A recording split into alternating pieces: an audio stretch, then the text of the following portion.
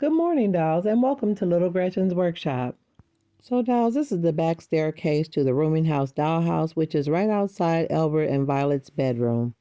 Now, this is a removable faux staircase that I made to make it look as though you can go up into the attic, but I'm going to take it to my craft table and fill the shelf that's underneath. So the staircase is removable and the shelf that I'm about to fill is not attached. So here I am back at my craft table and I'm trying to fit some of the little packages of disposable diapers on the shelf.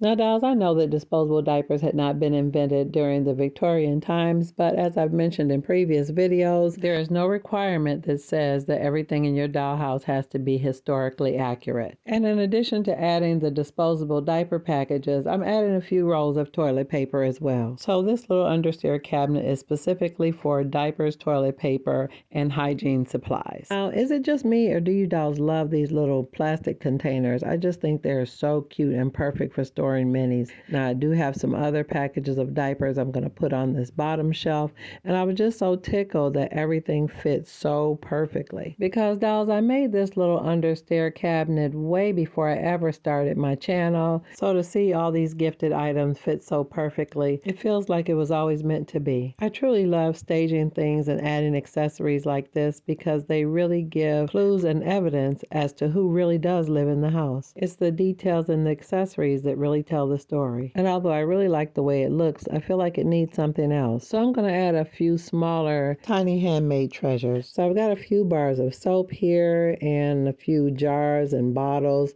Now, if anyone's wondering where I got the tiny soaps from, I made them with polymer clay, just some pink polymer clay. I simply cut it into big chunks and baked it. Now, dolls, this is another one of those little projects that you're going to have to play with a while until you're satisfied with the way your accessories look. There is no right or wrong way to do it. You need to just play with it until your eye is satisfied. So far I like the way this looks, so let me go try it in the house. Now here we are back on the second floor of the rooming house, just above the pantry. And there's my little shelf or cabinet before I put the stairs in. And now I put the stairs back in on top of the shelf. And I think that looks really cute with the door kind of cracked open. And now the cabinet is all stocked and ready for the arrival of the new babies. Okay, dolls, I know I've got everything all set up, but I just have to look at it from a couple different angles. I'm really tickled about having it all stocked. So let me just turn the light off so you all can see it with the light on the inside. And dolls, I can't explain to you how excited I am because I've been wanting to fill that little shelf for the longest time. And I'm really tickled about it because this little staircase was one of the first things that I created for the rooming house Dollhouse way before I even ever imagined starting this channel. And now I'm kind of standing back from an angle so you can see what it would look like at night if someone was going in to get diapers or toilet paper. And I really love the way the light looks on under the staircase as well. So dolls, I don't know if you realize it or not, but there's no opening in the ceiling to get to the third floor. It's just an illusion. It's simply aluminum foil inside a frame, and then I glued it to the ceiling.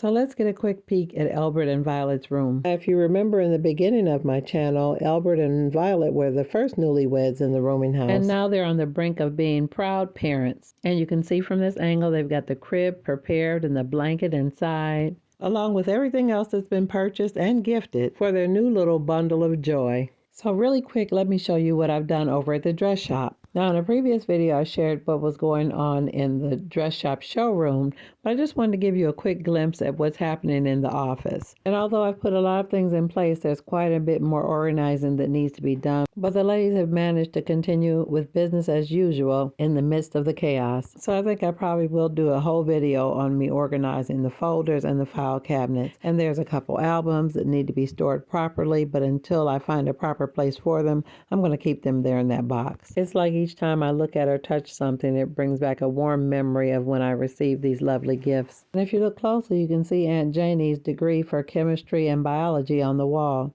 And right now, I'm just looking at everything with so much joy, just all the wonderful gifts I've received, the things that I've made, the things that I've fixed, and just seeing everything pulled together in one place really, really makes me smile. So let me show you what else is going on. So here we are in the kitchen of the dress shop, and I have this really nice light that I really like a lot, but it hangs down too low. I wanted it to be more like a task light. So to shorten it, I put an eye hook or an eye loop in the ceiling, and hook the chain on it. I think that looks a lot more natural. So let me show you the second floor, particularly the dress shop bathroom. I did put a few accessories in place, but I have some very special accessories that I need the perfect jar to display them in. Dolls, I have a set of false teeth here, and they have to be displayed appropriately so that everybody can see them. But until then, I'll keep them safe in that little bag. Now, this room also needs curtains, towels, and towel racks, but overall, I think it's coming along nicely.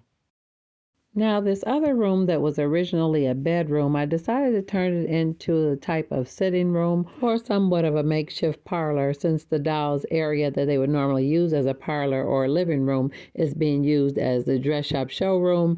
So I thought this would be the perfect space for the ladies to rest and relax after a long day, or to take a break in the middle of the day to have a little tea and some hot buttery cornbread. And from this angle, you can see the ladies have their knitting and needlepoint projects waiting on them.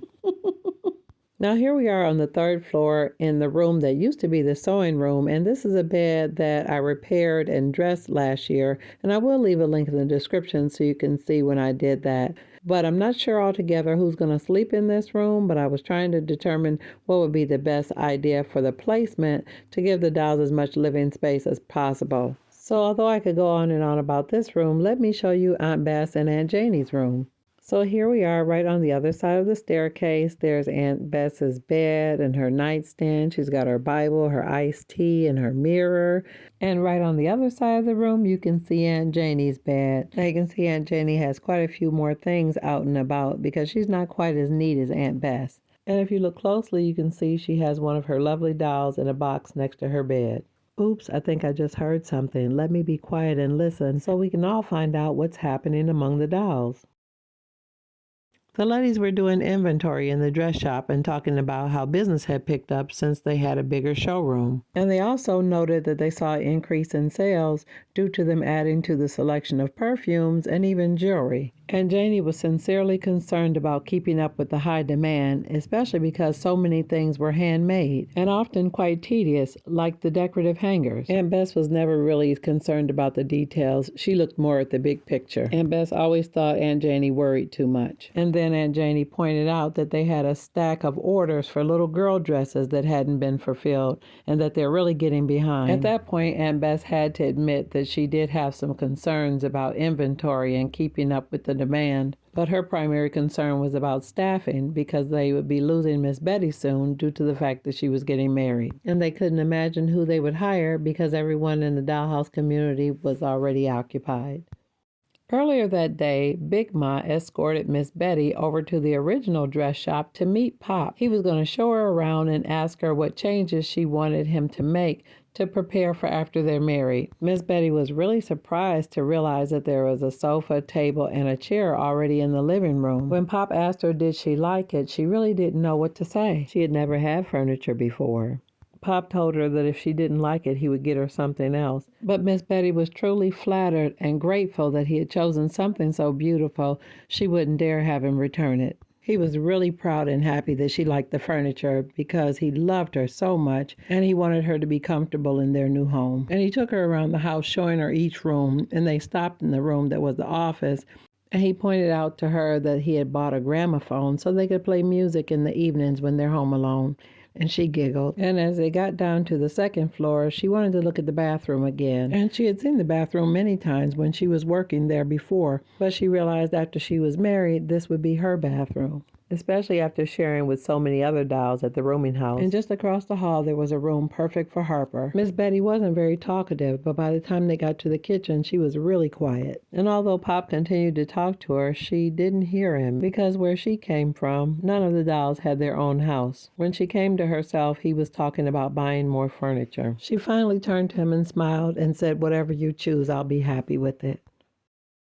Meanwhile, back at the rooming house dollhouse, Aunt Vera and Isabel were working on new room assignments. Because now that Marguerite and Saidi were married, they were in one room, so 2 individual rooms were open. They were sincerely considering this room for Miss Clara because the other room was too close to the children and they didn't think Miss Clara would be happy there. And although this room would be nice and quiet, they thought it looked a little plain for Miss Clara. But they both agreed it would be simple to fix it up. They laughed, remembering all the things they had to remove out of Marguerite's room before they could prepare for another guest. Marguerite had left her room in quite a shambles when she left for her honeymoon, but in her defense, she had to pack pretty quickly and take more clothes than she had intended.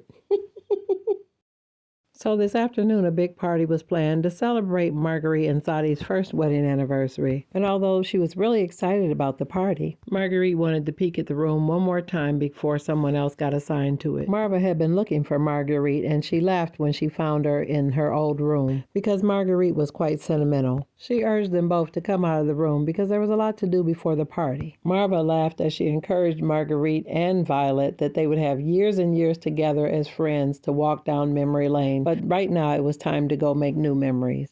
So there had been quite a bit of conversation about how to use this empty room. Big Ma urged Miss Betty to allow Harper to stay here for a while. She assured her that she would look after her and watch over her just like she did when Marguerite was here, and that she would be very helpful with the new babies coming to the house, and Harper was old enough to really assist, and she got along really well with the younger girls in the rooming house. Plus that would give Miss Betty and Pop a little free time together right after they're married to get to know each other. When little Tracy overheard the adults talking about Harper helping with the babies, she wondered why they didn't mention her. By this time, Harper had forgotten all about helping with the babies. She was just excited about the freedom.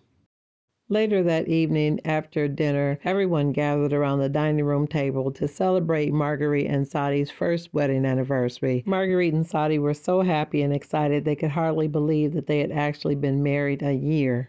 It only seemed like a few weeks ago where they were barely allowed to sit next to each other.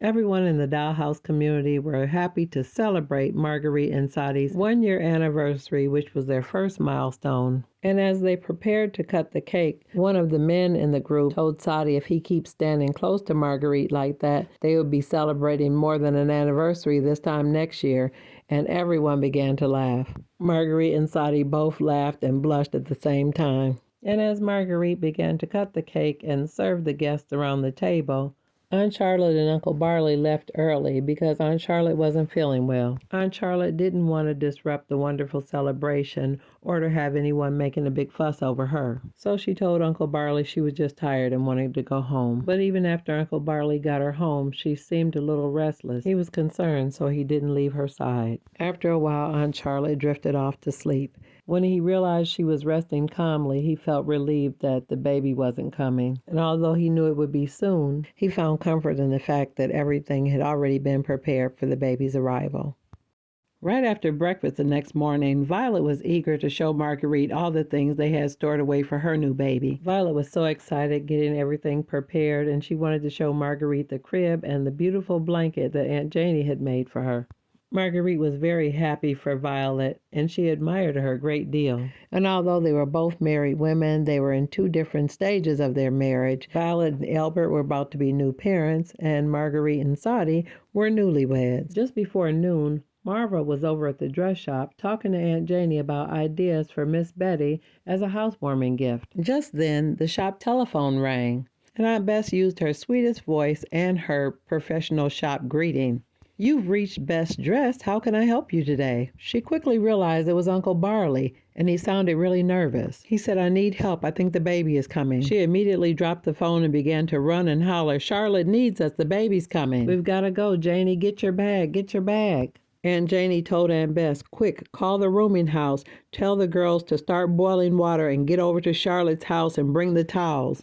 Over at the rooming house, Isabel answered the call and she told Aunt Vera, and they immediately gathered the young women in the dining room and told them to start boiling water and to get the towels. While Isabel was giving out assignments, she realized that Marguerite had done laundry that week. So she called out for Marguerite to bring the towels, and everyone went to their assignments. Lillian sent some of the younger girls over to Aunt Charlotte's house to start boiling water and told them that she'd bring the towels. When the ladies got to Aunt Charlotte's house, they went to work immediately, boiling as much water as possible, and Isabel and Aunt Vera were tasked with carrying the hot water up to the bedroom. Miss Maisie urged the other ladies who were left in the dining room to pray for Charlotte, because giving birth to a doll baby isn't easy. Plus, Aunt Charlotte was an older doll, and sometimes older dolls have a harder time. As Marguerite was on her way to take the towels down to Lillian, she stopped to tell Violet that Aunt Charlotte was about to have her baby. She was in labor now. Violet was really excited to hear that Aunt Charlotte's baby was coming, but it also made her a little nervous. Marguerite and the other ladies advised Violet to stay at the house and to stay in her room because there was a lot of commotion running around and pots of hot water. Vivian was down in the pantry and she could hear Marguerite and Violet talking, and she told Marguerite to hurry. We don't have time for chatter. When Marguerite got to the bottom of the steps, Lillian almost snatched the towels out of her hand and ran out the back door. Marguerite was a little startled by Lillian's abruptness because she normally didn't respond that way, but she shrugged her shoulders and went back to where Violet was. Violet asked Marguerite to go get Albert. They were both a little confused by the tension in the air because they didn't understand the full gravity of the process of childbirth. When Marguerite came through the laundry room, she heard a very familiar sound, and she peeked in the dining room and saw that her grandmother was leading the ladies in prayer. Marguerite quietly closed the door and went around the back hall to the hallway that leads to the parlor. They all knew that Aunt Charlotte was in labor, and they were talking in hushed tones. Most of the men were present except for Big Bo and Minister Sherman, who were at the house supporting Uncle Barley. They were talking about their concerns for additional housing, heating, and preparing for the upcoming winter. Marguerite stepped quietly into the room and said, "Excuse me," and all the men turned to her and stood up. And she said, "Albert, Violet needs you." At that point, Albert ran past Marguerite to go see about Violet, and Saidi asked Marguerite, "Are you okay?" She said, "Yes, I'm going to go in the room with Grandma." And Marguerite stepped into the hallway. Grandpa stood up slowly in the middle of the room and said, "We're going to have 2 babies before daybreak." And then he just stood there. Then he sat down in a chair behind the sofa and didn't say another word. Grandpa didn't talk that often, and when he did, it was always a little mysterious. Marguerite stood by the door just long enough to hear what Grandpa said before he sat down. And as she walked down the back hall, she thought to herself, why do older dolls always say things like that? It was something about the way he said it that made her a little nervous. Marguerite went directly into the dining room where her grandmother and the other ladies were still praying, and she joined in. By this time, Uncle Barley was pacing the floor, and Big Bo had replaced Sterling at the house with Minister Sherman. It had been a couple hours now, and Aunt Janie and Miss Marva were still with Aunt Charlotte waiting for the baby to come. Over at the rooming house, Violet was really getting herself worked up as to why Aunt Charlotte's delivery process was taking so long. It started to make her worried to think it may take a long time for her baby to come, and that really made her nervous. Albert tried his best to console Violet, but at this point he didn't know what else to say because she was almost hysterical. So he ran to the door and called Marguerite. Albert was relieved to see Marguerite because by now Violet was crying uncontrollably. As Marguerite stepped into the room, she was a little nervous too because she had never seen Violet like this. She was asking Marguerite questions she didn't have answers to. How long is it going to take? Is it going to hurt? Will I labor really long? Although Marguerite remembered hearing her mother cry out during labor when Claude and Mabel were born, but she didn't want to tell Violet that. Over at Aunt Charlotte's house, Aunt Bess was in the room now because things were starting to transition, and the ladies who were in charge of the clean towels and the hot water were working diligently to keep things clean and sanitary. Around the same time, Violet started to get quiet, but it was a different type of quiet. She got really still, and then she said, "Something's happening to me. I need help." Marguerite ran out to get Big Ma, and Albert told her to hurry.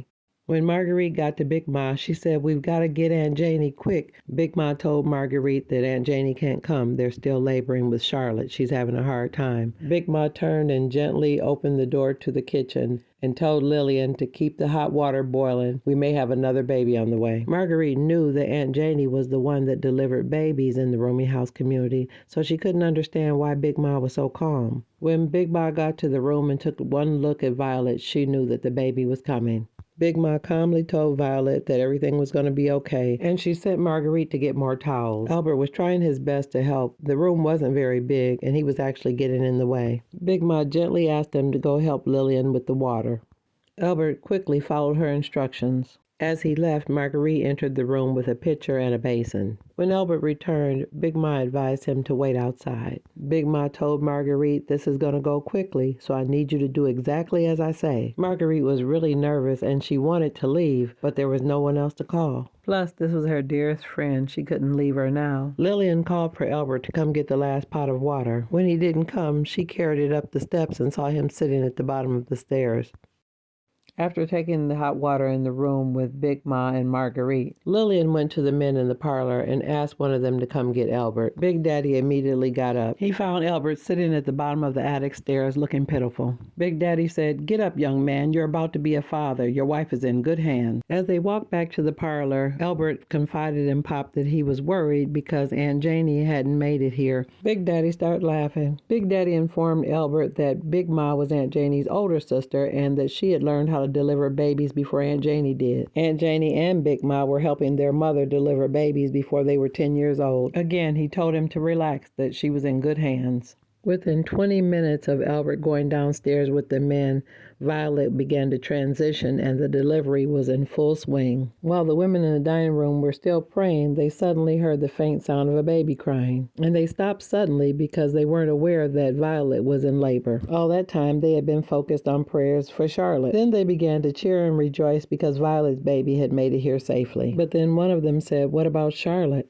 Marguerite was so relieved that everything was over and Big Ma was trying to get the baby situated while Marguerite calmed and comforted Violet. At that point, Marguerite realized she had never experienced or witnessed anything so amazing in her life. She couldn't believe that at the beginning of this she wanted to leave the room, but right now she couldn't imagine being anywhere else. The idea that in the beginning there was only 3 people in the room, and now there was 4. Violet had given birth to a beautiful, healthy baby boy. Right about that same time, there were cheers and laughter in the dining room of Aunt Charlotte's house because they could hear the faint cry of a baby. The sound of the baby crying made Uncle Barley's knees buckle, and he slumped over into the wall. Aunt Charlotte had been in labor almost 5 doll hours. Although Aunt Charlotte's labor was long and she was really tired, but she had given birth to a beautiful, healthy baby girl.